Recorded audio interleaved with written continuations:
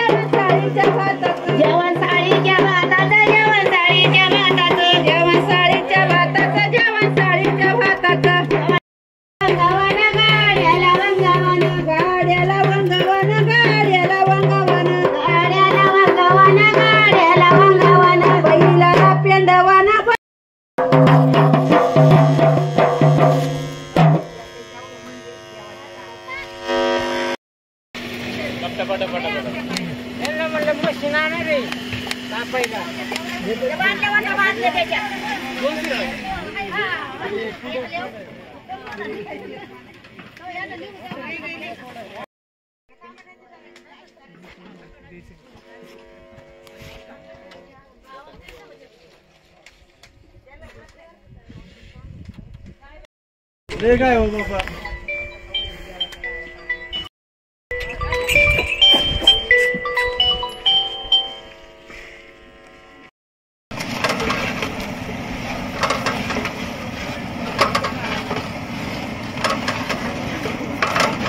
टाकायचे ना आता आता तिथे फौजीचा निकाल टाकायचे आता जे हात बंद आहे का चालू झाले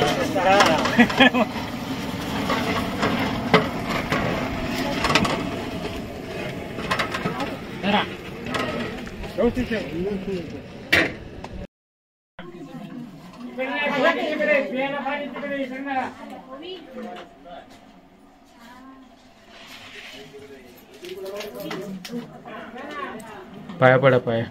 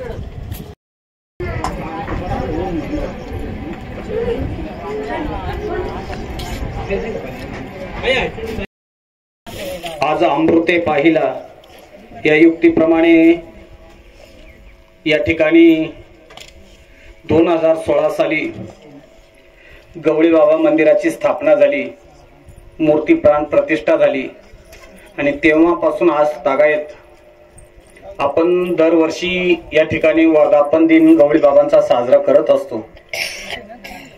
गोकुळीच्या सुखा अंत पार नाही लेखा, बाळकृष्ण नंदा घरी आनंदल्या नर नारी।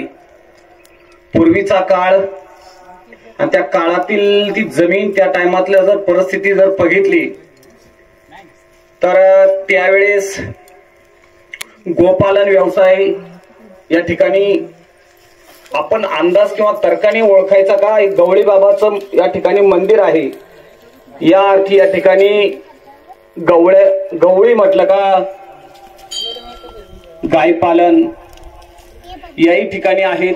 त्याचप्रमाणे आपल्या संभारदरा या बाजूक एक गवळी बाबा आहे, त्याही ठिकाणी ते रचलेल्या दगडीन ते सर्व त्या ठिकाणी गेल्यानंतर पाहायला भेटतं। याही ठिकाणी वर थोडस आमच्या भाऊजनांनी सांगितलं का वर गेल्यानंतर गवळ्यांचे वाड त्या चौथरान त्यांना आजही दगडींचा आहे।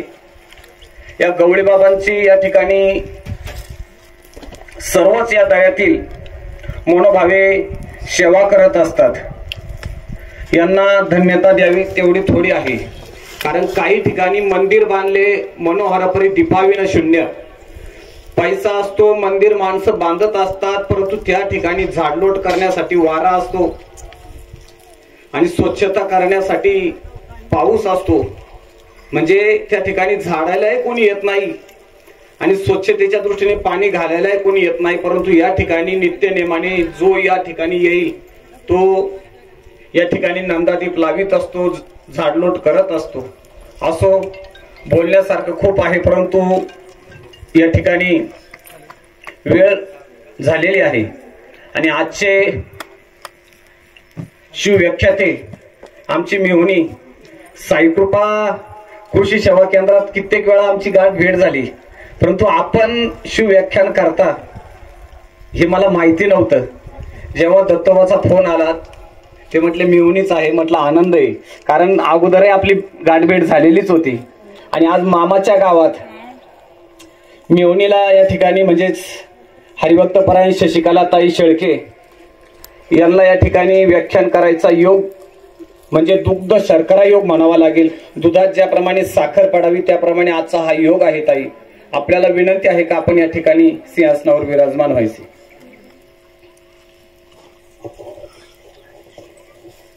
आणि लगेचच या ठिकाणी शिवव्याख्यानाला सुरुवात करायची।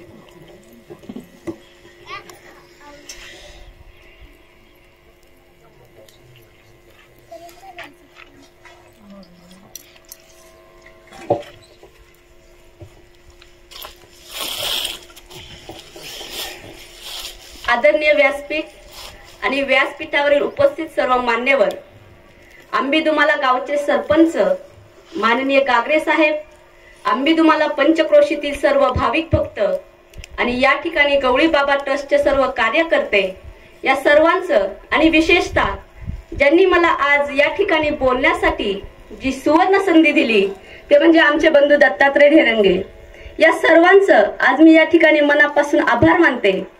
खरोखर मामाच्या गावाला बोलण्यासाठी मला आज ही जी सुवर्ण संधी मिळाली त्याबद्दल तुम्हा सर्वांचं मी मनापासून आभार मानते आणि अशाच आशीर्वाद माझ्या पाठीशी राहावत ही ईश्वरचरणी प्रार्थना करते आणि मी माझ्या वक्तव्याला सुरुवात करते।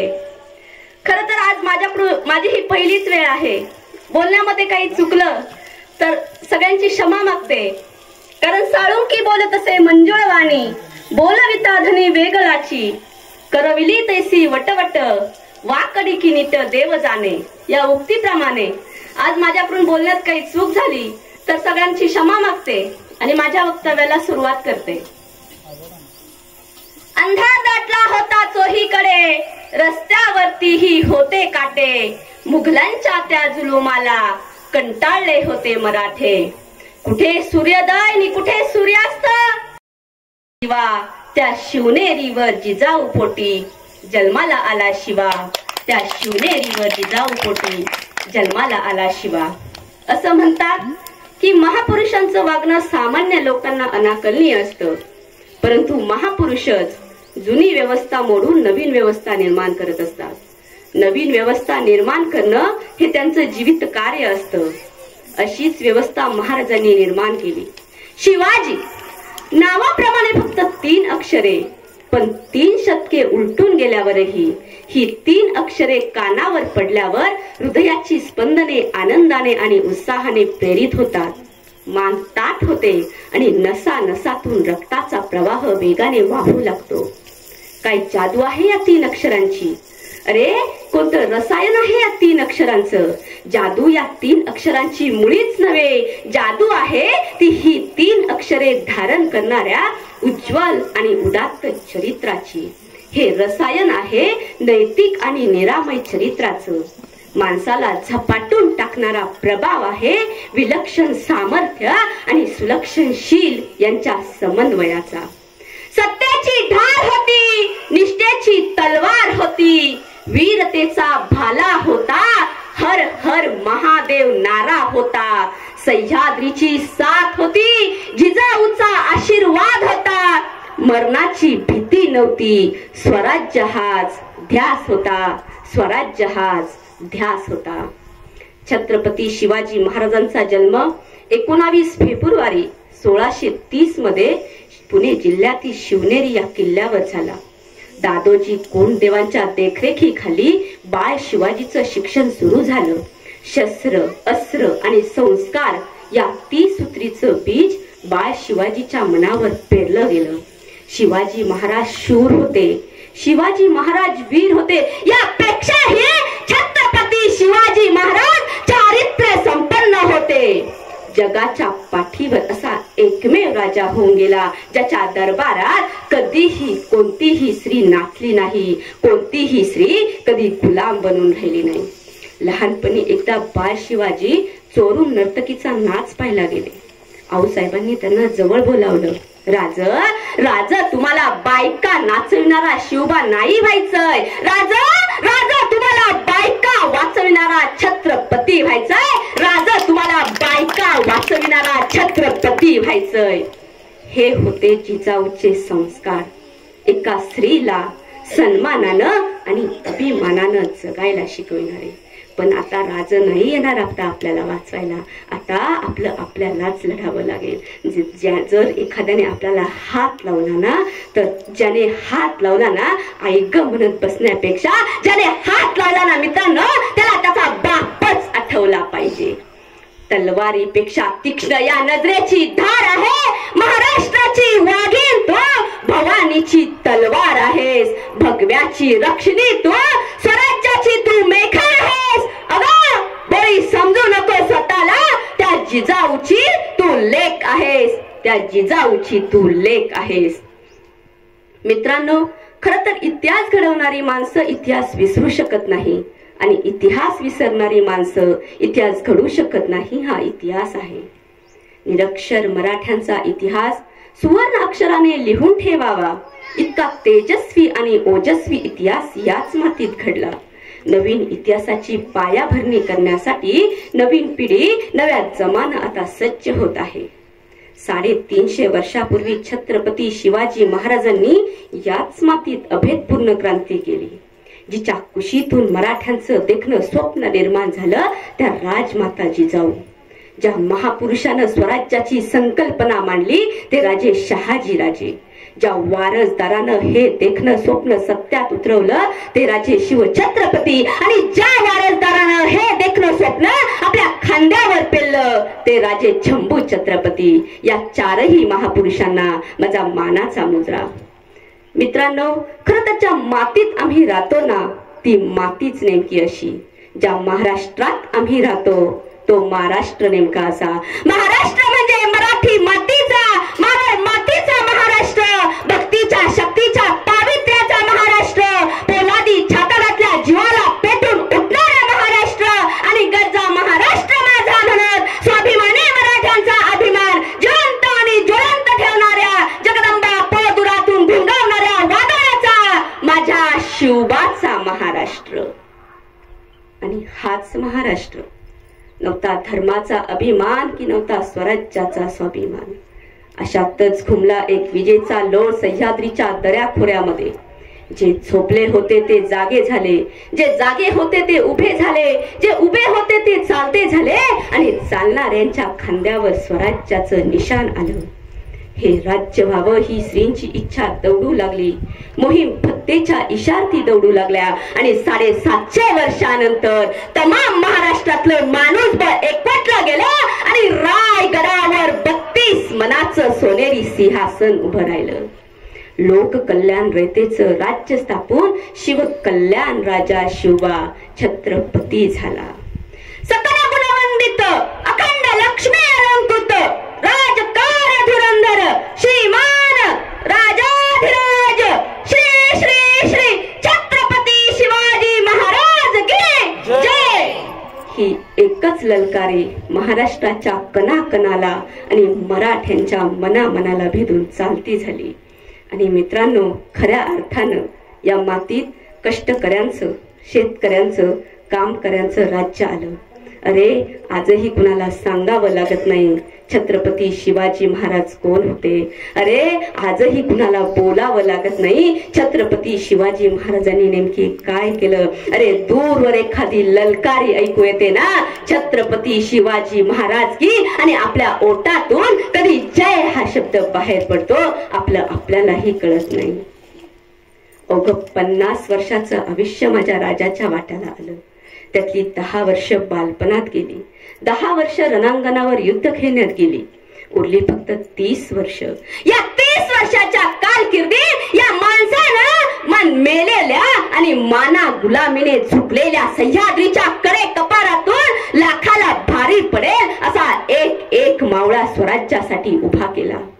तानाजी मालुसरे, जीवा महाला, बाजी प्रभू देशपांडे, एसाजी कंक, मुरारबाजी या प्रत्येकाकडून शिकावं आयुष्य जगावं कसं आणि मरावं कसं.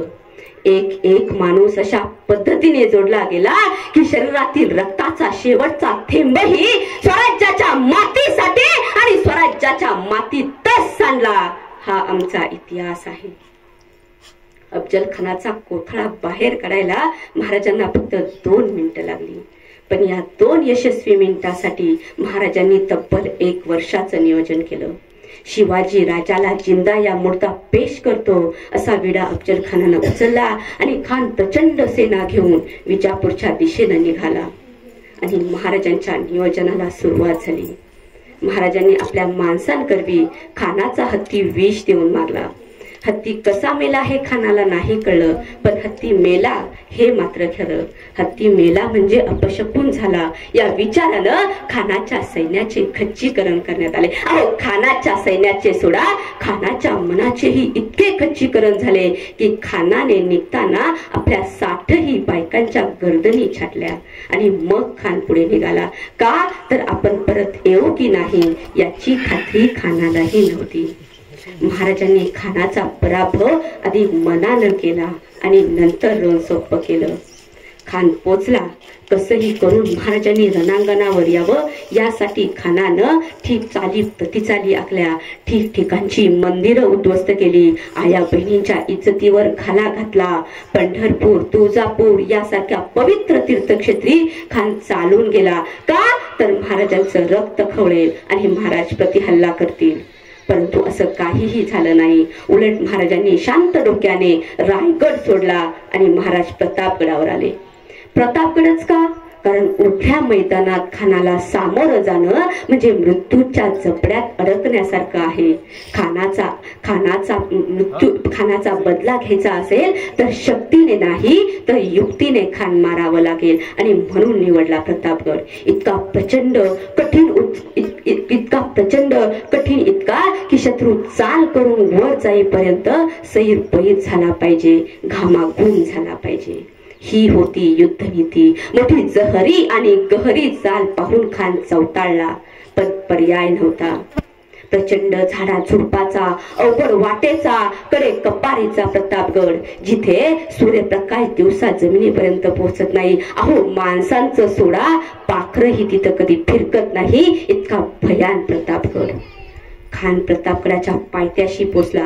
40,000चं सैन्य पसरणीच्या घाटात पसरलं आणि महाराजांनी आपल्या सरदारांना आपलं सैन्य नेमण्याचा आदेश दिला. मित्रांनो, सह्याद्रीच्या दऱ्याखोऱ्यातून, डोंगर दऱ्यातून फक्त 7,000चं सैन्य पुढे आलं. मला सांगा, खानाच्या 40,000 सैन्यापुढं आपल्या 7,000 सैन्याचा निभाव लागणार कसा? पण महाराज डगमगले नाही. म्हणतात ना, नियतीचा एक दरवाजा बंद असेल ना मित्रांनो, बाकीची 10 दारं आपोआप उघडतात. फक्त ती शोधायला नजर लागते आणि हीच नजर महाराजांनी शोधली, हीच दारं महाराजांनी शोधली आणि ठरलं. नाही ना आपलं सैन्य वाढवता येईल, काही हरकत नाही, आपण खानाचं सैन्य कमी करू. पण करणार कसं? पसरणीच्या खाटातून येताना 20,000चं सैन्य पुढे आलं. बाकी थकलेलं 20,000 सैन्य परत पसरणीच्या घाटात 4ही दिशेला पसरलं. पुढे आला तो रडतोंडीचा अवघड घाट. या रडतोंडीच्या अवघड घाटातून अवघड 5,000चं सैन्य पुढे आलं आणि महाराजांनी खानाला निरोप धाडला. भेटायचं असेल तर फक्त 1,000चं सैन्य सोबत घेऊन येणे. उरलेलं 4,000 सैन्य परत मागं पडलं. महाराजांनी प्रतापगडाच्या पायथ्याशी अलिशान ऐश्वर्य संपन्न असा शालियाना उभारला होता.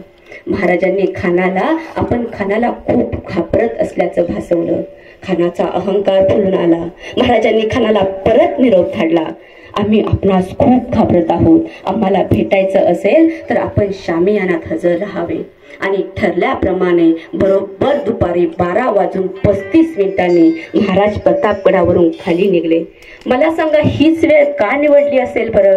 कारण महाराजांना गडावरून खाली यायचे होते. खानाच्या सर्व हालचाली आणि डावपेचांवर महाराजांना सहज लक्ष देणं शक्य होतं. या उलट खानाला आपल्या हालचाली आणि डावपेचांवर लक्ष देता येत नव्हते, कारण दुपारची वेळ असल्यामुळं सूर्याची किरणे सरळ खानाच्या डोळ्यात जात होती. यामुळे निवडली दुपारची वेळ.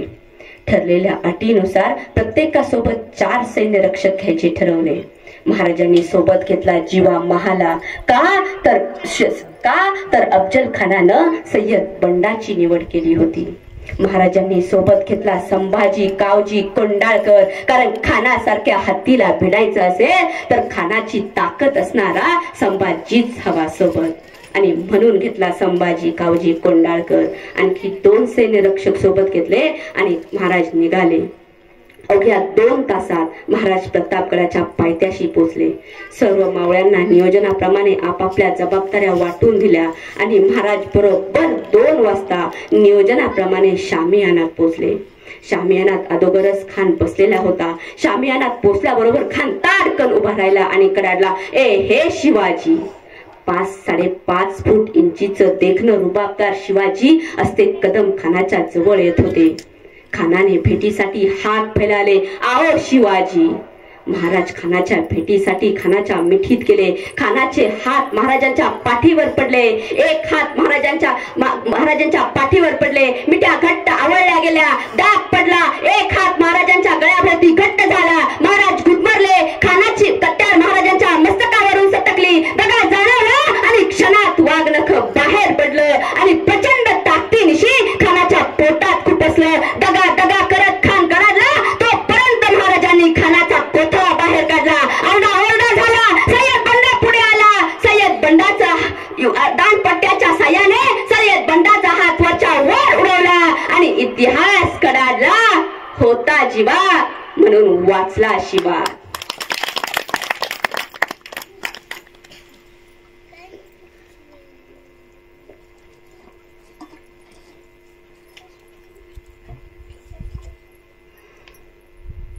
अफजल खानाच्या वधाची बातमी कळताच विजापुरात हाहाकार उडाला. आदिलशहा रागाने भयंकर चिडला आणि आदिलशहाने शिवाजी राजाला मारण्यासाठी सिद्धी जौहर नेमला. सिद्धी जौहर आला आणि सिद्धी जौहरने पन्हाळगडावर वेढा घातला. मित्रांनो, शिवाजी महाराज त्या पन्हाळगडामध्ये अडकले गेले. पन्हाळगडा पावसाची सुरुवात होणार होती. पावसाचे दिवस जवळ येत होते. पन्हाळगड पाऊस सुरू झाला की सिद्धी पन्हाळगडावरील वेढा उठवील असं महाराजांना वाटलं. पण पाऊस सुरू झाल्याच्या नंतर पन्हाळगडावरील वेढा सिद्धीने अधिकच कडक केला. आता करावं कसं? गडावरची शिदोरी संपली होती. करावं कसं? महाराजांनी लगेच युक्ती शोधली. महाराजांनी सिद्धीला निरोप धाडला. काही दिवसातच आम्ही गड आपल्या ताब्यात देणार आहोत. सिद्धी आनंदित झाला. सिद्धी खुश झाला. गेले कित्येक दिवस सिद्धीचं सैन्य पन्हाळगडावर वेढा घालून बसलं होतं. तेही विचार कंटाळलं होतं आणि शिवाजी राजे शरण येणार या उद्देशाने सिद्धीचं सैन्यही भरपूर आनंदित झालं. आणि याच आनंदाचा फायदा घेऊन शिवाजी महाराजांनी लगेच पुढची चाल आखली. शिवाजी राजांनी 2 पालख्या नेमल्या. शिवाजी राजाचा एक मावळा शिवा काशीत हुबेहूब शिवाजी महाराजांसारखा दिसणारा, तशीच लांब दाढी मिशी असा शिवा काशीत नेमला आणि आपला पोशाख शिवाजी महाराजांनी शिवा काशीतला परिधान करण्यास दिला. आणि एका मार्गाने महत्वाच्या दरवाजातून शिवा काशीत पालखीतून बाहेर जाणार आणि पन्हाळगडाच्या अवघड रस्त्यावरून शिवाजी महाराज पन्हाळगडाच्या खाली सटकणार अशी योजना आखली. आणि ठरल्याप्रमाणे शिवा काशीत पालखीत बसला आणि पन्हाळगडाच्या दरवाजातून राजदिंडीतून बाहेर पडला. धोधो पाऊस कोसळत होता. रात्रीची वेळ होती आणि तरीही सिद्धीचं सैन्य वेढा देऊन उभं होतं. मला सांगा मित्रांनो, एवढी इमानदारी आली कुठून ह्या लोकांमध्ये? सिद्धीच्या सैन्याने शिवाची पालखी पकडली आणि सिद्धीच्या सैन्याला वाटलं शिवाजी महाराजच पकडला. सिद्धीच्या सैन्याने शिवा काशीची पालखी पकडली आणि सिद्धीच्या छावणीत घेऊन गेले. आणि त्याच दरम्यान शिवाजी महाराजांनी पन्हाळगडावरून लगेच मागचा रस्ता पकडला आणि शिवाजी राजे फरार झाले. सोबत बाजीप्रभू देशपांडे घेतला आणि अजून काही सैनिक घेतले. दरम्यान इकडं सिद्धीच्या लक्षात आलं की हा शिवा काशीद आहे आणि शिवा काशीदची चाल सिद्धीच्या लक्षात आली आणि सिद्धीने संतापून शिवा काशीदला ठार मारले. मित्रांनो, शिवा काशीद म्हटला, जन्माला जरी शिवा काशीद म्हणून आलं ना, तर मृत्यू पावताना वीर मरण येताना शिवाजी महाराज भोसले म्हणून आलोय, हे काय माझ्यासाठी कमी आहे काय? शिवाजी महाराजांचा मावळा शिवा काशीद स्वराज्यासाठी अमर झाला. स्वराज्यासाठी अमर झाला. आणि त्याच वेळी सिद्धीच्या कानावर पडलं की शिवाजी महाराज पन्हाळगडावरून सटकले आहेत. सिद्धी चौताळला आणि सिद्धी लगेच पाठलाग करून सुरुवात झाली. सिद्धीनं दिवस उजाडायच्या आतच पांढरपालीच्या ओढ्यावर शिवाजी महाराजांना गाठलं. शिवाजी महाराज पेटात पडले. आता करायचं कसं? कशी पशी शिवाजी महाराजांनी घोडखिंड ओलांडली. बाजी प्रभूने शिवाजी महाराजांच्या मनाची घालमेल ओळखली आणि बाजी प्रभूने शिवाजी महाराजांना सांगितलं, कळकळीने सांगितलं, राज राज तुम्ही काही निवडक सैन्य घ्या आणि पन्हाळगडावर चालते व्हा. उरलेल्या सैनिकांसह मी खिंड लढवतो. राजा राजा एक बाजी गेला ना तर तुम्हाला दुसरा बाजी मिळेल राजा. पण लाखाला पोसणारा पोशिंदा जगला पाहिजे राजा. या स्वराज्याला शिवाजी महाराजांची गरज आहे राजा. या स्वराज्याला शिवाजी महाराजांची गरज आहे. अरे कुठून भेटली तेवढी भारी माणसं मला. या अनुषंगाने शिवाजी महाराजांचं मन भरून आलं. पण पर्याय नव्हता. स्वराज्याचे ध्येय साधायचे असेल तर हे करावेच लागेल. शिवाजी महाराजांनी बाजी प्रभूला प्रेमाने मिठी मारली आणि शिवाजी राजे वाऱ्याच्या वेगानं धावले.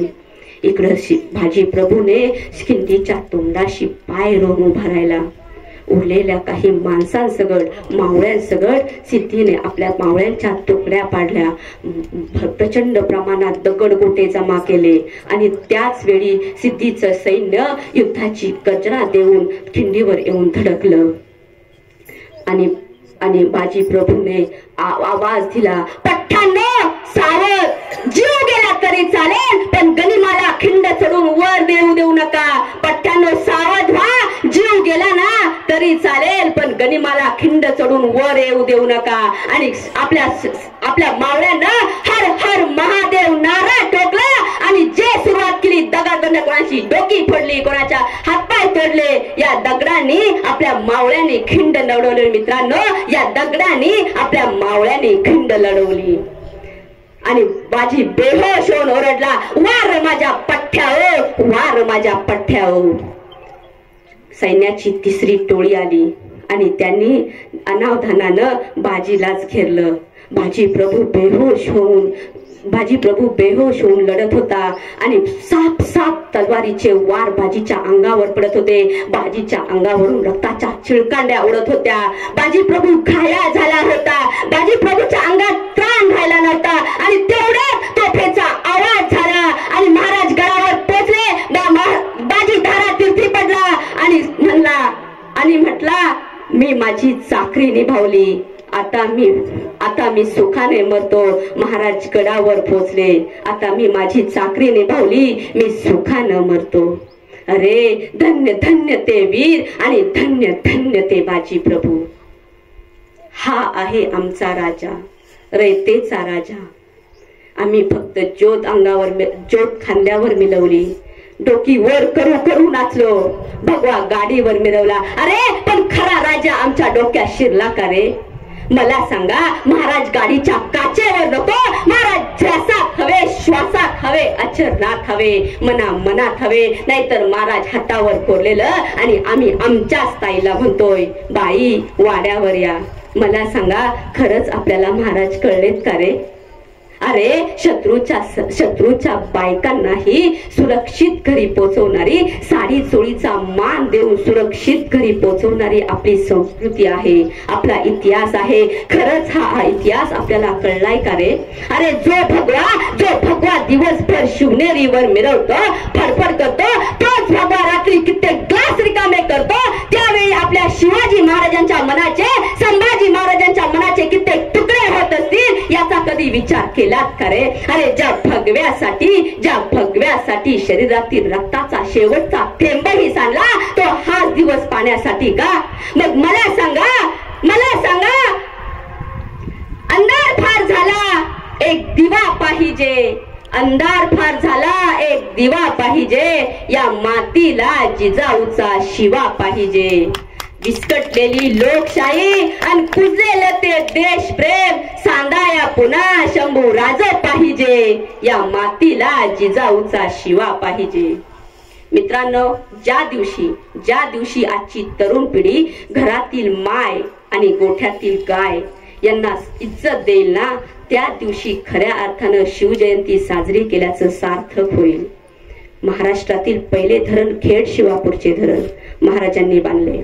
पाणी अडवा पाणी जिडवा ही योजना ही महाराजांचीच, आणि या जिरलेल्या पाण्याचा वापर शेतीसाठी केला जाऊ लागला. आणि आज पाणी अडवा पाणी जिरवा ऐवजी याला अडवा आणि त्याची जिरवा ही संकल्पना रूढ झाली आहे. जगाच्या पाठीवर शेतकऱ्यांच्या बळावर सुरुवात झालेली सगळ्यात मोठी क्रांती म्हणजे हिंदवी स्वराज्य. सैनिकांच्या बळावर राज्य जिंकता येतात, सैनिकांच्या बळावर लढाया जिंकता येतात. आपण शमशेर हातात नांगर धरणाऱ्या हातामध्ये शमशेर देऊन राज्य लढवता येत नाही हे महाराजांनी आपल्याला सांगितलं. आणि तोच रयतेचा राजा, तोच जगाचा पोशिंदा आज रस्त्यावर आलाय. तोच जगाचा पोशिंदा आज जगण्यासाठी धडपडतोय. कमी बाजारभाव आणि भ्रष्ट व्यवस्थेमुळे तो भरडला जातोय, रगडला जातोय.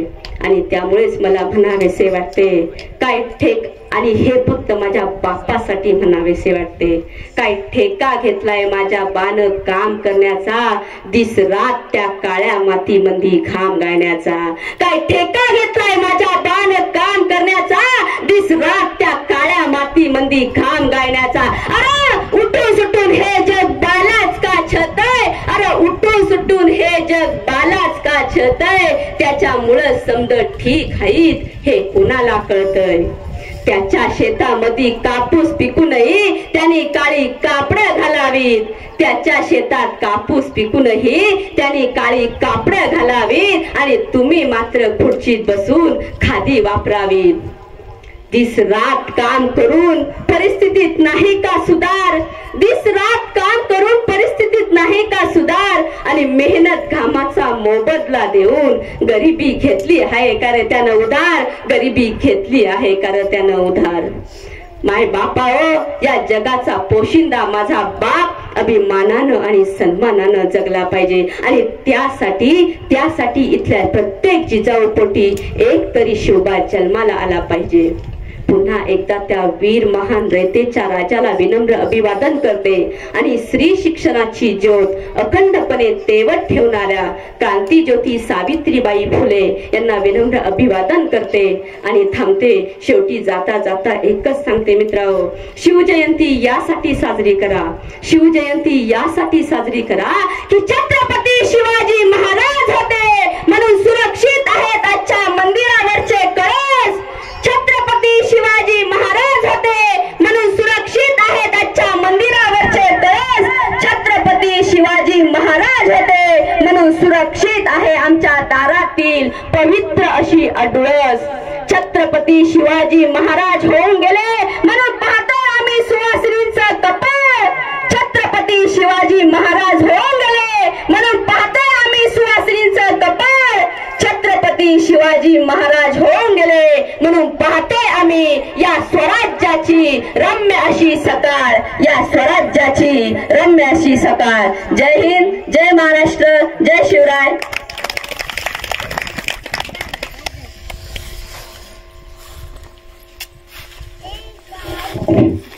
धन्यवाद ताई. या ठिकाणी आपलं हे व्याख्यान ऐकून आम्हा सर्वांना आपण मंत्रमुग्ध केलं. प्राध्यापक नितीन बानगुडे यांची शैली या ठिकाणी आपण खूप स्वर कशा पद्धतीने, बिभस्त रस कसा सांगावा, करुणा रस कसा सांगावा आणि वीर रस कसा सांगावा, ही शब्दाची चढ उतार आपण योग्य रीतीने या ठिकाणी हे केली. वास्तविक विचार केला तर शिवव्याख्यान करणं सोपं नाही. मी कायम सांगत असतो, आपल्या महाराष्ट्रामध्ये रामायण सुद्धा घडलं आणि या महाराष्ट्रात इतिहास सुद्धा घडला. परंतु रामायण वेगळं आहे आणि इतिहास वेगळा आहे. रामायणामध्ये अगोदर रामायण लिहिलं गेलं आणि त्या पद्धतीने प्रभू रामचंद्राने आचरण करून दाखवलं. परंतु छत्रपती शिवाजी महाराजांचा इतिहास हा वेगळा आहे. अगोदर घटना घडली जाते मग लिहिले जातो, त्याला म्हणतात इतिहास. आणि अगोदर लिहिलं जातं आणि त्या पद्धतीने आचरण केलं जातं, याला म्हणतात रामायण. खरंच या ठिकाणी शिव छत्रपती राजांच्या बाबतीत आपण खूप सुंदर व्याख्यान केलं.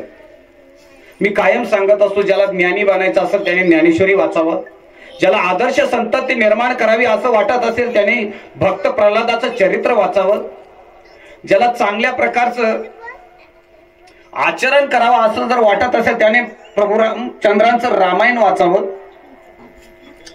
ज्याला घाणेरडं राजकारण करावं असं वाटत असेल त्याने महाभारतातील दुर्योधनाचं पात्र वाचावं. आपली तर जमीन आपल्याला पाहिजे, परंतु भावाची जमीन आपल्याला पाहिजे आपण ओळखायचं हे दुर्योधनाचं पात्र आहे. आणि ज्याला समाजामध्ये चांगल्या प्रकारचं राजकारण करावं असं वाटत असेल त्याने शिवछत्रपती राजांचा इतिहास वाचावा. का हो, राजांचाच इतिहास का वाचावा? काय असं राजांच्या पाठीमागे काय केलेलं आहे?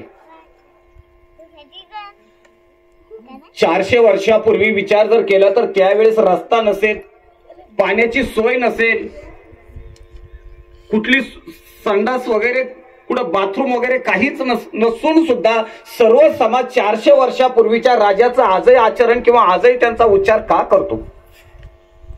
आता तर रस्ते झाले, सर्व सुख सुविधा आल्या. शिवकालीन शिवराज्यामध्ये तर या सर्व सुख सुविधा नसून सुद्धा आजही प्रत्येक जण शिवछत्रपती राजांचं नाव का घेतो? तर याचं एकमेव कारण 18 पगड जातींना सर्व एकत्र करून प्रत्येकाला उपजीविकेला लावणारा जाणता राजा म्हणजे शिवछत्रपती महाराज. म्हणून विचार करून बुद्धी करा धष्ट आणि पुष्ट, शास्त्र सांगतं संतांचं खावं उष्ट. विचार करून बुद्धी करा धष्ट आणि पुष्ट, शास्त्र सांगतं संतांचं खावं उष्ट. वारकरी संप्रदायामध्ये नाही जात पात काष्ट, कारण या राज्याचं नाव आहे महाराष्ट्र. महाराजांनी फक्त 2च पैलू आपल्याला सांगितलेले आहे. ते 2 पैलू म्हणजे कष्ट आणि परमार्थाची सोडा लाज. जीवनात 2 गोष्टीची लाज सोडून द्यायला सांगितली शशिकलाताई. कष्ट आणि परमार्थाची सोडा लाज, जीवनात नीतीची आखून ठेवा बाज. गवळी बाबांच्या 9व्या वर्धापन दिनाच्या निमित्ताने संकल्प करा आज का तुम्हीच असणार या मायभूमीचे छत्रपती शिवाजी महाराज. आपल्याला राजांसारखं घोड्यावरती स्वार व्हायचं नाही किंवा दाढी वाढवायची नाही ताईंनी सांगितलं, किंवा अंगावरती किंवा हातावरती छत्रपती कोरल्यानंतर छत्रपती समजतील असं नाही हो. आचार आणि विचार छत्रपतींचा आपल्याला आठवायचा आहे आणि त्या पद्धतीने आचरण करायचं आहे. शिवाजी महाराजांचा शंभू राजा कळावा असं जर वाटत असेल तर तोंडातला पहिला मावा बाहेर काढा. निर्व्यसनी राजा कशा पद्धतीने 18 पगड जातींना एकत्र करून, सगळ्याला एकत्र करून सर्वांना उपजीविकेला लावणारा जाणता यशवंत कीर्तिवंत धैर्यवंत गुणवंत ज्ञानवंत राजा म्हटलं का शिवछत्रपती महाराज. आईचा पुत्र देगा उंडा त्याचा तिन्ही लोकी झेंडा. धन्य वंश अंजनी सुत नाव तयाचे हनुमंत. अंजनीच्या पोटी एकच हिरा जन्माला आला, परंतु त्या मारुतीरायाने सर्वत्र अंजनी मातेची कीर्ती उज्ज्वल केली. त्याचप्रमाणे आपुलिया हिता असे जो जागता धन्य माता पिता तयाच्या. एक शंभू राजा हिताच्या ठिकाणी 16व्या वर्षी जागा झाला रायरेश्वराच्या मंदिरामध्ये. स्वतःच्या करंगुळीचं शमशेर म्हणजे तलवारीनं रक्त शंभू महादेवाला अर्पण केलं. तिथून पुढे 18 पगड जातींना तानाजी मालुसरे असतील, बाजीप्रभू देशपांडे असतील, मुरारबाजी असेल, शिवा महाला असेल, शिवा काशीद असेल, सर्वांना एकत्र घेऊन हे राज्य श्रींचे व्हावे ही स्वराज्याची स्थापना शंभू राजांनी केली. आणि तिथून पुढे शंभू राजांच्या नावामध्येच शिवराय आहेत. काय आहे? शंभू राजांना काय म्हणतात? शिवराय. 2 किल्ले त्या नावामध्ये आहेत दत्तोबा. शिव म्हणजे शिवनेरी, राय म्हणजे रायगड. शिवराय शब्दामध्ये 2 किल्ले. शिवनेरीवरती छत्रपती शिवाजी राजांचा जन्म झाला. पुणे जिल्हा जुन्नर तालुका शिवाई माथ्यावर बाळ शिवाजी हिरा जन्माला शिवनेरी किल्ल्यावर. लखुजी पाटलांची कन्या, परंतु अत्याचार व्यभिचार भ्रष्टाचार सर्वत्र माजलेला बघितल्यानंतर एक ठिणगी अशी पेटली. तिने बघितलं किती हा अत्याचार आणि कोर्टपर्यंत सहन करायचा नाही, तिला सहन झाला. स्वराज्याचं रत्न तिच्या गर्भामध्ये वाढत होतं, परंतु गर्भामध्ये वाढत असताना आमच्या जिजाऊ मातेने कुठल्याही प्रकारचा तमाशा, कुठल्याही प्रकारचे फिल्मी, कुठल्याही प्रकारचा चित्रपट नाही बघितला. आताच्या जनतेला सांगावं लागेल, मुलांवरती गर्भसंस्कार करावा असं जर वाटत असेल तर प्रल्हादाचं चरित्र मी का सांगितलं, जिजाऊचं चरित्र का, तर याचं एकमेव कारण त्यांनी गर्भावरती केलेलं संस्कार. गर्भात असताना राजे महासाहेब जिजाऊंनी प्रभू रामचंद्रांच्या गोष्टी, महाभारताच्या गोष्टी ऐकावा, श्रवण करावा, त्याचाच परिणाम राजांवरती झाला. सत्वर उच्चार प्रल्हाद बिंबला. जसं प्रल्हादावरती माता कयादूने केलेले संस्कार, नारदाच्या घरी भागवत श्रवण केलं, त्याचा परिणाम प्रल्हादावरती झाला. त्याच न्यायाने महासाहेब जिजाऊंनी रामायण, महाभारत यासारख्या ग्रंथांचं अवलोकन केलं, श्रवण केलं, त्याचा परिणाम शिवछत्रपती राजांवरती झाला. असं बोलण्यासारखं राजांवरती खूप आहे. ताई, तुम्ही खूप सुंदर व्याख्यान या ठिकाणी दिलं.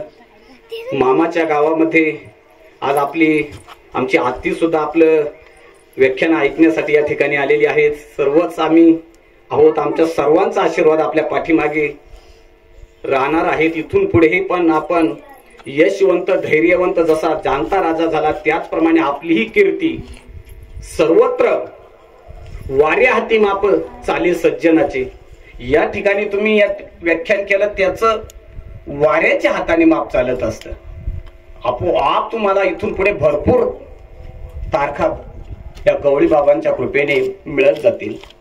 खूप सुंदर व्याख्यान आपण अफजल खानाचा प्रसंग सांगितला, शिवा महाराजांचा प्रसंग सांगितला, त्याच्यानंतर आत्ताचा शिवाजी महाराज आणि त्या काळातील शिवाजी महाराज, आत्ताचे भ्रष्ट पुढारी आणि त्यावेळेतील छत्रपती शिवाजी महाराजांचे जे प्रधान अष्टमंडळ होतं, जी काही नेमणूक केली होती, कितीतरी मोठा बदल आहे. आताचा काळ खूप बदललेला आहे. पूर्वीचे मित्र जिज्ञासू होते, मित्रासाठी प्राणदान देण्यासाठी सुद्धा तयार होते, परंतु आताचे मित्र जर कसे आहेत आपण पाहतो. वास्तविक विचार केला तर त्यावेळेच तानाजी मालुसरे, आणि त्या तानाजी मालुसऱ्यांना जर सांगितलं असतं तुम्हाला कोंडाणा देतो, स्वतःला आणखीन काही जहागिरी देतो, कशासाठी त्या शिवछत्रपती राजांसाठी प्राणत्याग करता, परंतु नाही हो. प्राण गेला तरी चालेल. रायबाच्या लग्नाची पत्रिका शंभू राजांना देण्यासाठी तानाजी मालुसरे आले आणि शंभू राजांचा चेहरा निस्तेज बघितला. काय आहे हो राजे? त्यावेळेस राजांनी सांगावं, महासाहेब जिजाऊंनी विनंती केली आहे का कोंडाणा सारखा किल्ला मुघलांच्या ताब्यात असणं योग्य नाही. राजांनी घडलेला वृत्तांत तानाजी मालुसऱ्याला सांगावा. तानाजी मालुसऱ्यांनी लगेच राजांना सांगावं, राजे आधी लग्न कोंडाण्याचे आणि मग रायबाचे. इतिहास साक्षी आहे. सुंदर प्रकारे आपण या ठिकाणी व्याख्यान केलं. तेव्हा या ठिकाणी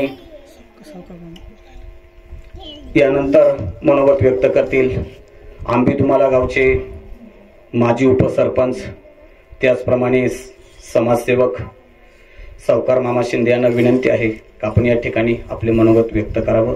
आणि यानंतर आमचे आदरणीय वंदनीय परमार्थ स्नेह गुरुबंधू विष्णू महाराज ढेरंगे मनोगत व्यक्त करतील.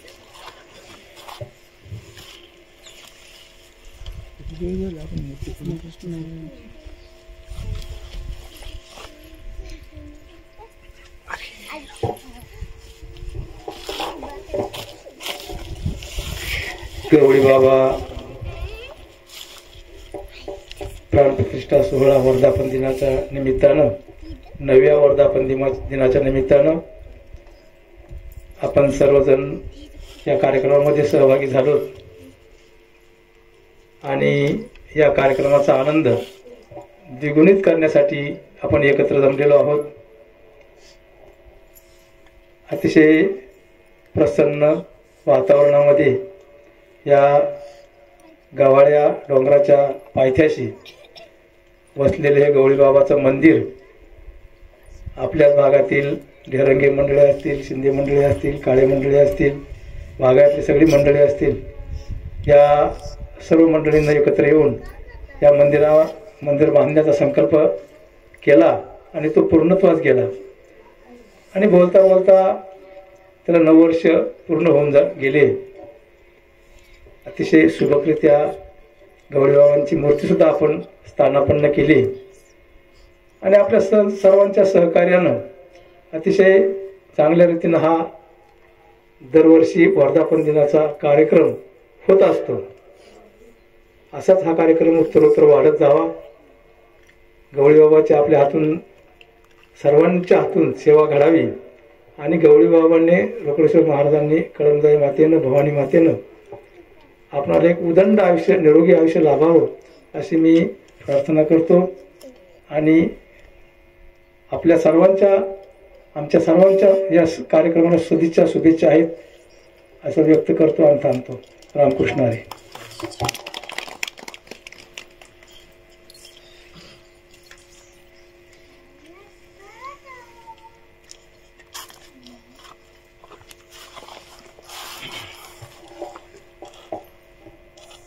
समस्त गवळे बाबाची भक्त सगळी मंडळी, या भागात राहणारी, ताईंचं या ठिकाणी व्याख्यान झालं, परंतु काही कामामुळे आम्हाला येतं नाही आलं. ते निश्चितच पुढच्या वेळेला आम्ही तिथं कुठं असेल तिथं आमच्या भागात असलो तर आम्हाला.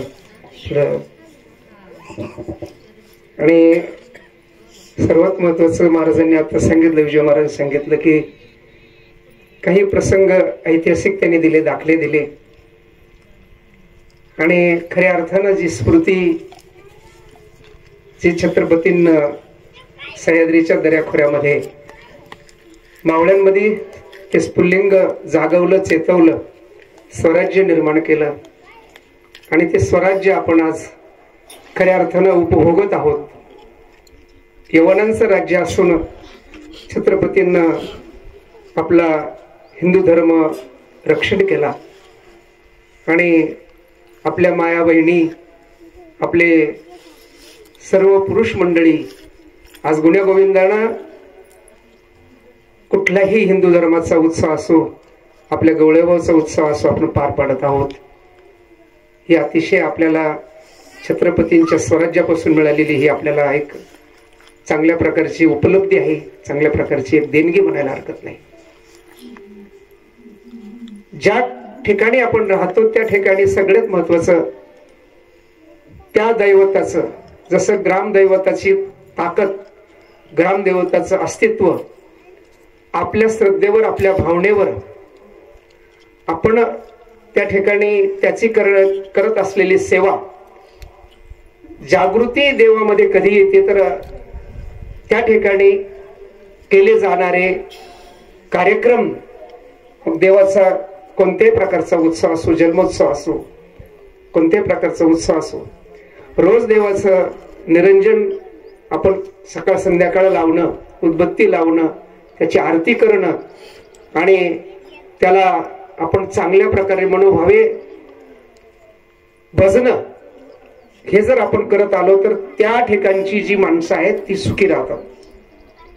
आणि म्हणून गवळेबाबाच्या या परिक्षेत्रातील सर्व भाविकांनी हा कार्यक्रम, नवीन काळे मंडळी असतील, ढेरंगे मंडळी असतील, ही सगळी मंडळी भाग्यवान आहे की हा देवाला पहिली थोडी मांडणूक होती, पूर्वीपासून होती, परंतु एवढं मोठं मंदिर उभं केलं. मी त्यांना, सगळ्या कार्यकर्त्यांना, सगळ्या ग्रामस्थांना या भागातल्या धन्यवाद देईल. आणि त्यांच्यामुळं खरा हा कार्यक्रम आता होत आहे. 9 वर्ष झाली, फार वर्ष, 2-3 वर्षांनी तपपूर्ती होणार आहे.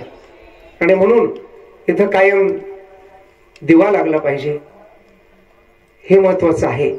सकाळ संध्याकाळ उदबत्ती लागली पाहिजे. आणि तुमचं संरक्षण, धर्म रक्षिती रक्षिता, धर्माचं आपण रक्षण केलं तर धर्म आपलं रक्षण करतो.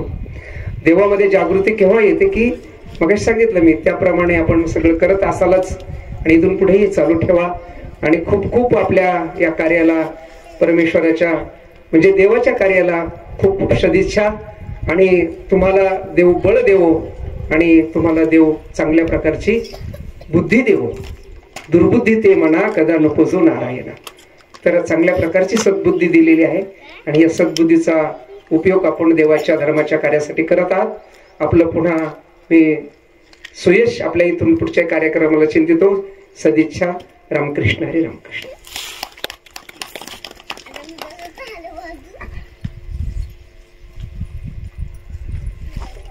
आत्ताच ज्यांचं शिवव्याख्यान या ठिकाणी झालं त्यांचा सत्कार करणे हे आपलं क्रम प्राप्त आहे. तेव्हा या ठिकाणी सौभाग्यवती शशिकला ताई शेळके यांचा सत्कार सौ दीपाली गणेश काळे, सौ हिराबाई गंगाराम ढेरेंगे या दोनही महिलांना विनंती आहे की आपण या ठिकाणी येऊन शशिकला ताईंचा सत्कार करायचा. चला दीपाली ताई, चला हिराबाई, चला मामी.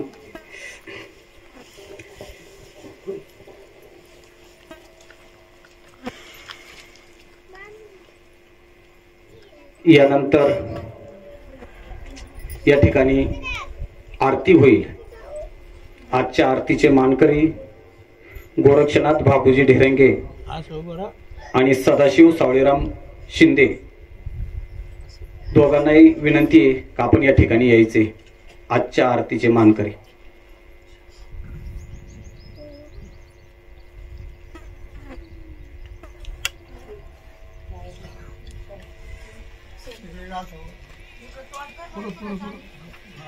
पूर्व पश्चिम असं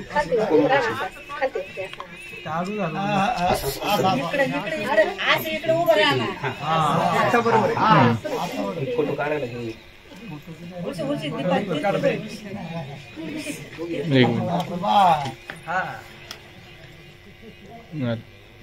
कुंडलिक वरदा हरिविठ्ठल श्री ज्ञानदेव तुकाराम. चला या ठिकाणी आता आरती होईल.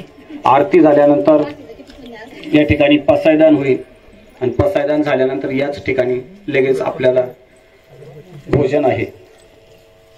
चला आरतीचे मानकरी गोरक्षनाथ बाबूजी ढेरेंगे आणि सदाशिव सावळेराम शिंदे.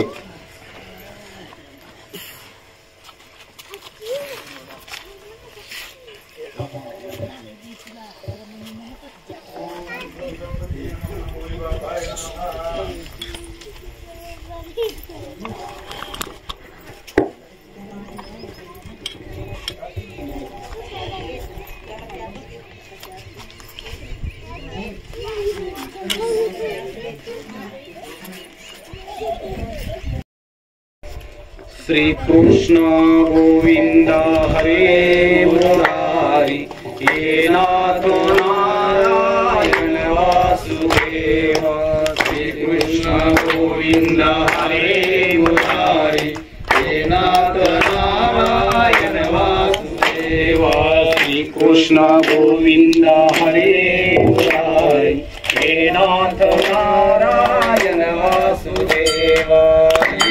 गोविंद हरे मुरारी हे नाथ नारायण वासुदेव. हे नाथ नारायण वासुदेव.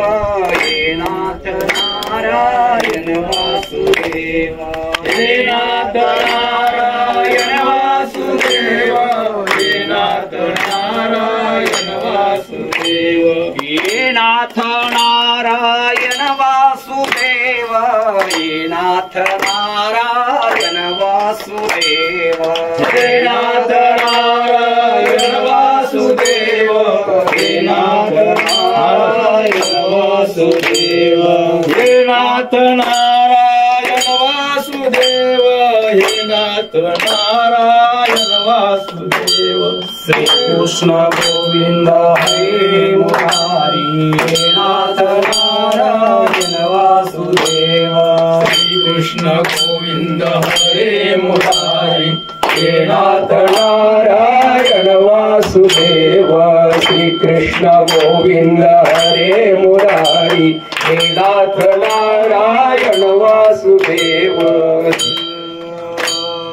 सुखहर्ता दुःखहर्ता वार्ता विघ्नाची नुरवे पुरवे प्रेम कृपा दयाची. सर्वांगी सुंदर मुतिशेंदुराची कंठी जळते माळ मुक्ता फळाची जय देव जय मंगलमूर्ती हो श्री मंगलमूर्ती दर्शन मात्रे मान साविण मात्रे मान कामना पूर्ती जय देव जय रत्न खचित भरा तुझ गौरी कुमारा चंदनाची ओटी कुंकुम केशरा हिरे जडित मुकुट शोभतो भरा झुणझुणतीने पोरे चरणी घागरिया जय मंगलमूर्ती ओ श्री मंगलमूर्ती दर्शन मात्रे मान साविण मात्रे मान कामना पूर्ती जय जय लंबोदर पीतांबर कणिवर वंदना सरळ शूल वक्र तुंगाचे नयना दास रामाचा वाटपाही सदना संताची पावावी निर्वावी रक्षावी सुरवर वंदना जय देव जय मंगलमूर्ती ओ श्री मंगलमूर्ती दर्शन मात्रे मान साविण मात्रे मान कामना पूर्ती जय देव दुर्गे दुर्गटहारी दुर्विन संसारी अनाथनाथे अंबे करुणा विस्तारी वारी वारी जन्म मरणाचे वारी हारी पडलो आता संकट निवारी जय देव जय महिषासुरमर्दिनी ओ दैत्यासुरमर्दिनी सुरवरेश्वर वरदे तारक संजीवनी जय देव जय त्रिभुवनी भुवनी पाता तुझाईशी नाही चारी जय देव तुळशी माळा गळा कर ठेवणी कटी कासे पितांबर कसूर लाटी देव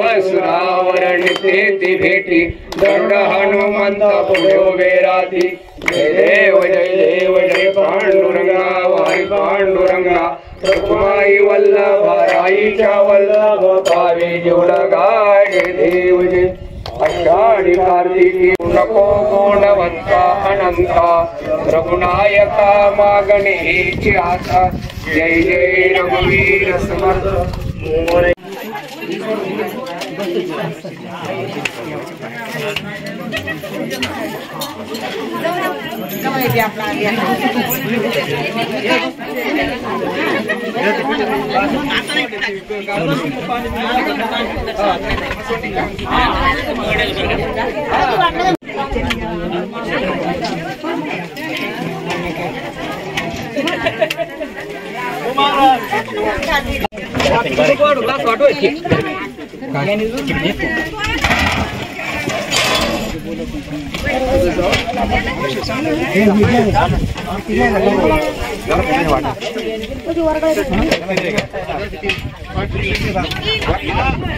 आणि परिसर विकास कामासाठी या ठिकाणी आपल्या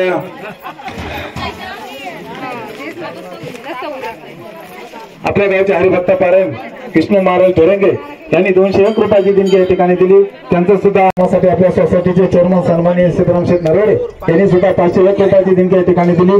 त्यांचे दिनकर नामदेव शिंदे यांनी सुद्धा 101 रुपयाची देणगी या ठिकाणी दिली. त्यांचं सुद्धा गौरीबाबा यात्रा उत्सवाच्या वतीने या ठिकाणी मनापासून स्वागत. तसेच या परिसर विकास कामासाठी आपल्या आंबेधुमाला गावचे समाजसेवक सन्माननीय सावकार शेठ शिंदे यांनी सुद्धा 501 रुपयाची देणगी या ठिकाणी दिली.